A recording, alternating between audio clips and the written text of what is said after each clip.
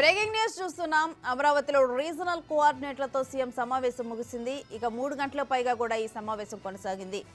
అయితే ప్రధానంగా సీట్ల మార్పులపై నేతలు చర్చించారు. ఇప్పటికే ఎమ్మెల్యేలు ఇన్ఛార్జీల అభిప్రాయాన్ని తీసుకున్న అధిష్టానం సీఎంకు వివరించింది.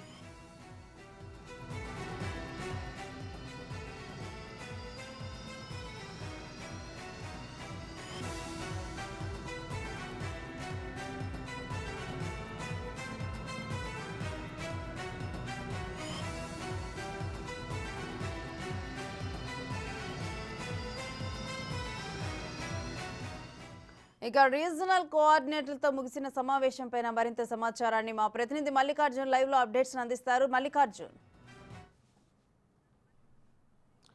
రేణుశ్రీ దాదాపుగా కూడా 4 గంటల సేపు కూడా సీఎం జగన్మోహన్ రెడ్డి రీజనల్ కోఆర్డినేటర్తో కూడా సమావేశం నిర్వహించారు. మొదటగా రీజనల్ కోఆర్డినేటర్లు అందరూ కూడా ఇక్కడికి సంబంధించి సీఎం క్యాంప్ కార్యాలయానికి వచ్చిన ఎమ్మెల్యేలు, మాజీ మంత్రులు, అలాగే వైసీపీకి సంబంధించిన ఇన్ఛార్జీలతో కూడా ముందుగా రీజనల్ కోఆర్డినేటర్లు సమావేశం నిర్వహించారు.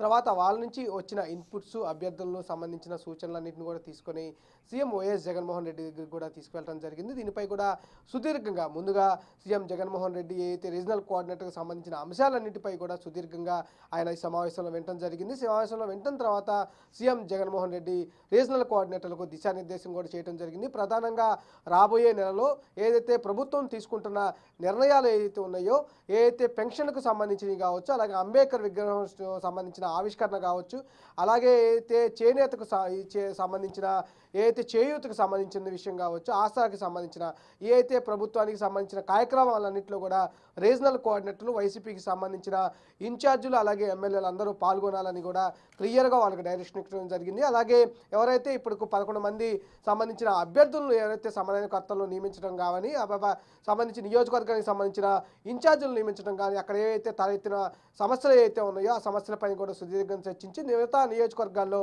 ఎలా ఉంది పరిస్థితి అనేది కూడా కొంత అంచనా కూడా ఆయన వచ్చినట్టు కూడా తెలుస్తూ ఉంది. దానికి సంబంధించి 2వ లిస్టు సంబంధించిన అంశాలపై కూడా ప్రధానంగా కూడా ఆయన చర్చించడం జరిగింది. ప్రధానంగా తూర్పుగోదావరి, పశ్చిమ గోదావరి, అలాగే ప్రకాశం జిల్లాలకు సంబంధించిన రీజనల్ కోఆర్డినేటర్తో కూడా ఆయన ఎక్కువసేపు స్పెండ్ చేయడం జరిగింది. ఆ అంశాలపైన కూడా ప్రధానంగా చర్చించడం జరిగింది. అన్నిటికి సంబంధించిన ఏదైతే రాబోయే నెలలో ఏదైతే ఉంటుందో గవర్నమెంట్ ప్రోగ్రామ్స్ సంబంధించిన అంశాలపైన, అలాగే ఏదైతే సీట్లకు సంబంధించిన అంశాలపైన కూడా సుదీర్ఘంగా ఆయన చర్చించడం జరిగింది. తర్వాత ముగిసిన తర్వాత ఎవరైతే ప్రభుత్వ ప్రధాన కార్యదర్శి సజ్జల రామకృష్ణారెడ్డి, అలాగే వైసీపీకి సంబంధించిన ప్రధాన కార్యదర్శి సజ్జల రామకృష్ణారెడ్డి కూడా మీడియాతో మాట్లాడుతూ ప్రధానంగా ఏదైతే అంశాలను లోపల చర్చించామో ఆ అంశాలను కూడా మీడియాకు వివరించడం జరిగింది.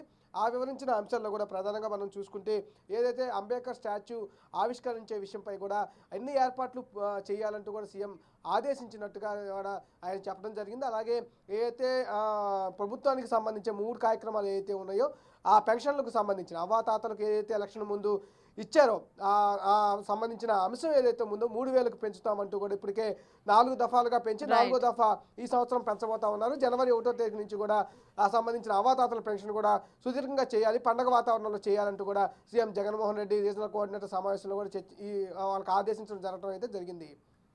Right, thank you Mallikarjun.